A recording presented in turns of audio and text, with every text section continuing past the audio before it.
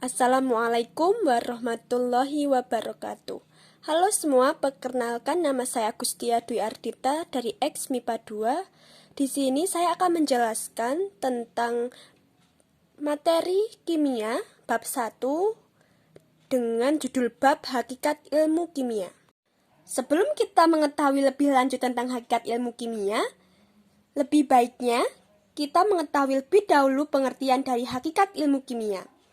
Hakikat ilmu kimia adalah ilmu yang mempelajari tentang susunan, struktur, sifat, perubahan materi, serta energi yang menyertai perubahan tersebut. Hakikat ilmu kimia mengatakan bahwa benda itu bisa mengalami perubahan bentuk maupun susunan partikelnya menjadi bentuk yang lain sehingga terjadi deformasi, perubahan letak susunan, dan ini dapat mempengaruhi sifat-sifat yang berbeda dengan wujud yang semula. Untuk lebih bisa dapat memahami lebih lanjut, kita catat dulu ya. Setelah kita mengetahui tentang pengertian hakikat ilmu kimia, selanjutnya kita akan mempelajari tentang perubahan materi yang ada di pengertian hakikat ilmu kimia. Perubahan materi dibedakan menjadi dua, yaitu perubahan fisika dan perubahan kimia. Perubahan fisika adalah perubahan yang tidak menghasilkan zat baru. Sementara perubahan kimia adalah perubahan yang menghasilkan zat baru akibat adanya reaksi kimia. Perubahan kimia mempunyai ciri-ciri. Ciri-cirinya sebagai berikut.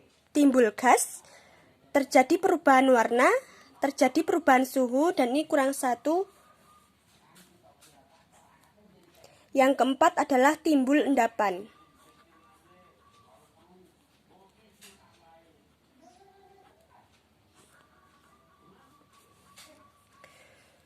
Keempat ciri-ciri ini terjadi pada perubahan kimia. Perubahan kimia sebagai contohnya yang ada di dunia nyata seperti nasi membusuk, sayur yang basi, kayu yang dibakar. Kemudian yang kedua adalah perubahan fisika. Perubahan fisika sebagai contoh yang terjadi di dunia nyata adalah lilin yang mencair, es yang mencair, kayu yang jadi meja, dan kain yang menjadi baju. Pada perubahan fisika juga mempunyai ciri-ciri. Ciri-ciri tersebut adalah tidak berbentuk zat baru, maksudnya tidak terbentuk zat baru. Yang kedua, dapat kembali ke bentuk semula. Yang ketiga, sifat fisik zat yang telah berubah. Yang keempat, tidak terjadi reaksi kimia. Yang kelima, sifat fisika. Dan yang keenam, perubahan wujud zat. Berikut ini adalah ciri-ciri perubahan fisika. Terdapat 6 ciri-ciri perubahan fisika. Yang pertama, perubahan wujud zat. Yang kedua, tidak terbentuk zat baru. Yang ketiga, dapat kembali ke bentuk semula. Yang keempat, sifat fisik zat yang telah berubah. Maksudnya sifat fisik zat yang telah berubah. Yang kelima, tidak terjadi reaksi kimia. Dan yang keenam, sifat fisika. Yang pertama yang dimaksud dengan perubahan wujud zat itu adalah perubahan termodinamika dari satu fase benda ke keadaan wujud zat yang lain. Berikut adalah pengertian dari perubahan wujud zat yang telah saya tulis. Dan ciri-ciri perubahan fisika ini adalah ciri-ciri yang berada pada benda-benda yang mengalami perubahan fisika. Setelah memahami tentang perubahan materi, selanjutnya kita akan beralih kepada metode ilmiah. Penting bagi ilmuwan untuk memahami metode ilmiah yang baik dan benar. Gagasan yang mereka usulkan hanya bisa terjawab melalui metode ilmiah. Adapun langkah-langkah yang harus dilakukan dalam metode ilmiah adalah sebagai berikut. Yang pertama, merumuskan masalah dengan cara fokus pada bahasan tertentu atau tema tertentu. Yang kedua, mengkaji teori atau penelitian sebelumnya yang bertujuan untuk menghindari tumpang tindih penelitian. Artinya, jangan sampai penelitian yang dilakukan ternyata sudah pernah dilakukan sebelumnya oleh orang lain. Yang ketiga, mengajukan hipotesis bertujuan untuk mendapatkan kesimpulan sementara berdasarkan analisis yang telah dilakukan.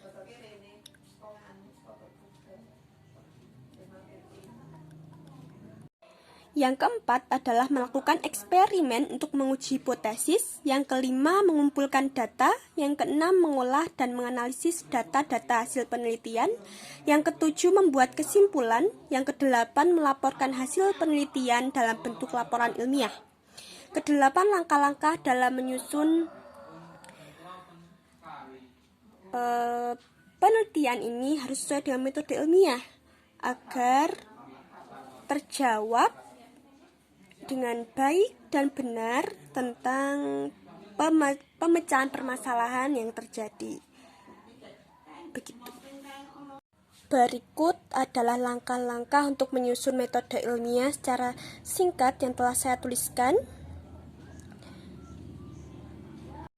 Berikutnya kita akan mempelajari tentang hubungan antara ilmu kimia dengan ilmu lain. Berikut adalah kontribusi atau manfaat ilmu kimia dalam berbagai bidang. Yang pertama, di bidang biologi. Di bidang biologi, ilmu kimia sering digunakan untuk proses fotosintesis pada tumbuhan. Yang kedua, pernapasan pada makhluk hidup. Yang ketiga, pencernaan pada makhluk hidup, pada makanan di dalam tubuh, dan lain-lain. Yang kedua, di bidang geologi. Kimia di bidang geologi biasa digunakan untuk menentukan jenis bebatuan atau material sehingga kita memerlukan ilmu kimia untuk meneliti tanah yang berada di sekitarnya untuk mengetahui kandungan tanah tersebut. Yang ketiga adalah bidang pertambangan.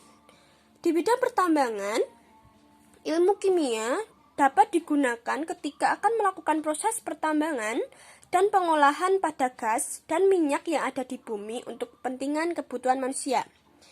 Yang keempat adalah bidang kedokteran. Di bidang kedokteran, ilmu kimia memberikan kontribusi dengan ditemukannya jalur perombakan makanan seperti protein, lipid, dan karbohidrat, sehingga memudahkan para ahli kesehatan untuk mendiagnosis berbagai penyakit. Yang kelima adalah bidang hukum. Di bidang hukum, ilmu kimia digunakan sebagai proses pengungkapan tersangka dengan dilakukannya tes DNA atau memeriksa sidik jari, karena sidik jari setiap orang berbeda-beda. Yang keenam adalah bidang mesin. Di bidang mesin, ilmu kimia dapat digunakan untuk mempelajari sifat dan komposisi logam yang baik untuk pembuatan mesin, mempelajari sifat dan komposisi bahan bakar serta minyak pelumas mesin. Yang ketujuh adalah bidang energi dan lingkungan. Di bidang ini, ilmu kimia digunakan untuk pencarian energi alternatif seperti biogas dari tumbuhan dari sel surya. Setelah kita mempelajari tentang kontribusi atau manfaat ilmu kimia dalam kehidupan sehari-hari di berbagai bidang, selanjutnya kita akan mempelajari tentang keselamatan kerja di laboratorium. Sebagai orang atau seseorang yang bekerja di bagian laboratorium, penting kiranya kita untuk mengetahui tata tertib yang berada di laboratorium, agar tidak terjadi kecelakaan ataupun hal-hal yang tidak diinginkan. Yang pertama adalah menggunakan jas laboratorium, kacamata pengaman, dan sepatu tertutup. Yang kedua adalah membaca petunjuk praktikum dengan cermat. Yang ketiga, tidak makan dan minum di laboratorium. Yang keempat, mencuci tangan dengan sabun dan air bersih sebelum dan setelah praktikum. Yang kelima, tidak menggaruk kulit yang terkena badan. Setelah itu adalah tata tertib dalam penggunaan bahan kimia. Yang pertama adalah jangan menggunakan bahan kimia yang tidak jelas labelnya. Yang kedua, jangan menyentuh bahan kimia dengan tangan. Yang ketiga, gunakan pipet untuk mengambil larutan. Yang keempat, dilarang memanaskan atau menguapkan cairan organik di tempat terbuka. Yang kelima, dilarang mencium aroma zat kimia secara langsung. Setelah itu adalah penanganan alat dan bahan kimia. Pertama, jika bahan kimia atau uap beracun telah memenuhi ruangan, segera lakukan evakuasi.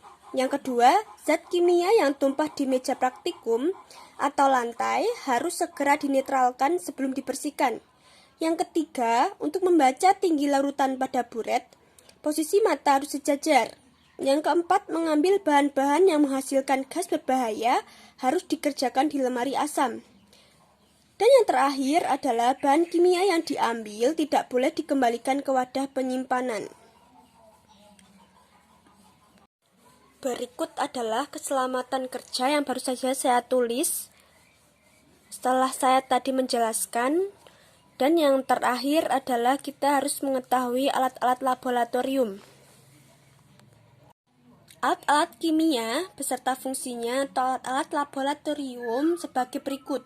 Yang pertama adalah Erlenmeyer atau wadah, berfungsi untuk membuat dan mencampur larutan tertentu serta sebagai wadah titerat dalam tetrasi. Yang kedua, gelas kimia, berfungsi untuk mengaduk, mencampurkan dan memanaskan cairan. Yang ketiga adalah pipet. Alat-alat kimia beserta fungsinya atau alat-alat laboratorium sebagai berikut. Yang pertama adalah Erlenmeyer atau wadah, berfungsi untuk membuat dan mencampur larutan tertentu serta sebagai wadah titerat dalam tetrasi. Yang kedua, gelas kimia, berfungsi untuk mengaduk, mencampurkan dan memanaskan cairan. Yang ketiga adalah pipet tetes, berfungsi sebagai alat pemindah cairan dalam jumlah kecil, hanya bisa memindahkan cairan dalam jumlah tetesan. Yang keempat adalah gelas ukur, yang berfungsi untuk menakar cairan secara tepat dan akurat. Biasanya digunakan bersamaan dengan pipet tetes. Yang kelima adalah tabung reaksi, yaitu wadah yang berfungsi untuk mereaksikan bahan-bahan kimia. Yang keenam adalah rak reaksi, berfungsi untuk meletak. Yang keenam adalah rak reaksi yang berfungsi untuk meletakkan tabung reaksi. Yang ketujuh adalah pipet volumetrik, berfungsi untuk mengambil larutan dengan volume tertentu dengan label pada bagian pipet yang mengembung. Yang kedelapan adalah lab ukur, berfungsi untuk membuat dan mengencerkan larutan. Yang kesembilan, plat tetes, yang berfungsi sebagai wadah bahan untuk pengujian keasaman suatu larutan atau mereaksikan larutan. Yang kesepuluh adalah batang pengaduk, berfungsi untuk membantu mencampurkan zat yang akan dilarutkan. Yang terakhir, kita akan mempelajari tentang simbol-simbol bahaya pada bahan kimia. Contohnya adalah simbol bahaya mudah terbakar, seperti gambar api, seperti ini.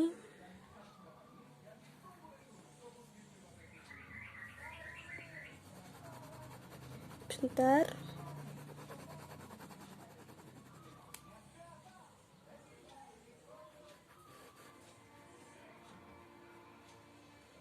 Ini adalah simbol terbakar.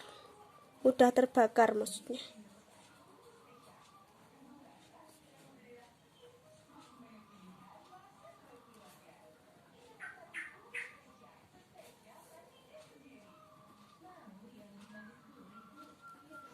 Maaf jika gambarnya kurang jelas. Ini diperumpamakan sebagai api ya.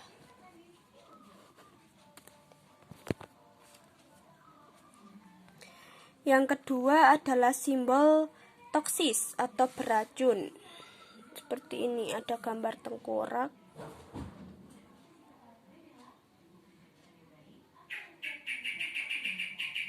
Sebentar.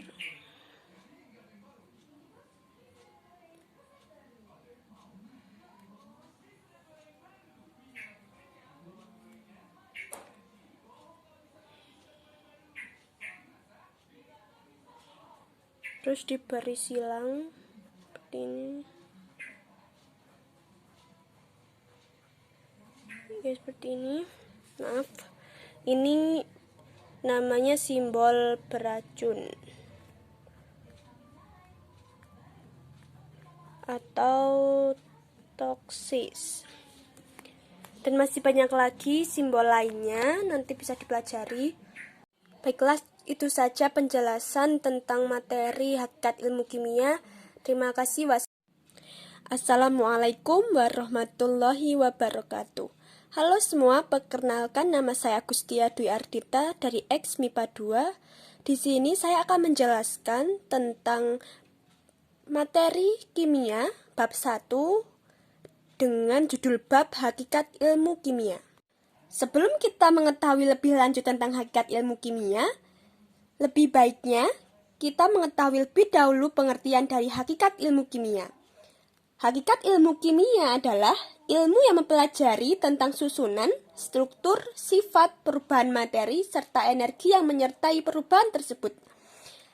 Hakikat ilmu kimia mengatakan bahwa benda itu bisa mengalami perubahan bentuk maupun susunan partikelnya menjadi bentuk yang lain sehingga terjadi deformasi, perubahan letak susunan, dan ini dapat mempengaruhi sifat-sifat yang berbeda dengan wujud yang semula.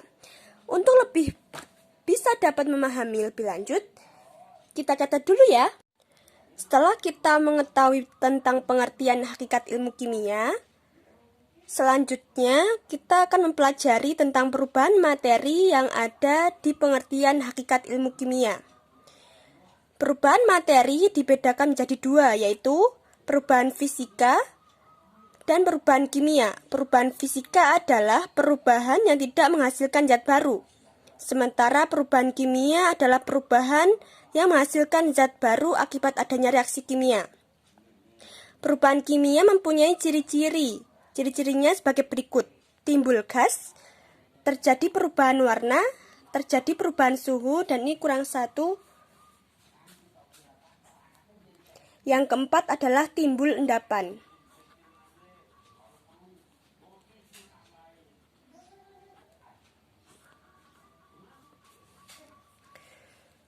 Keempat ciri-ciri ini terjadi pada perubahan kimia. Perubahan kimia sebagai contohnya yang ada di dunia nyata seperti nasi membusuk, sayur yang basi, kayu yang dibakar.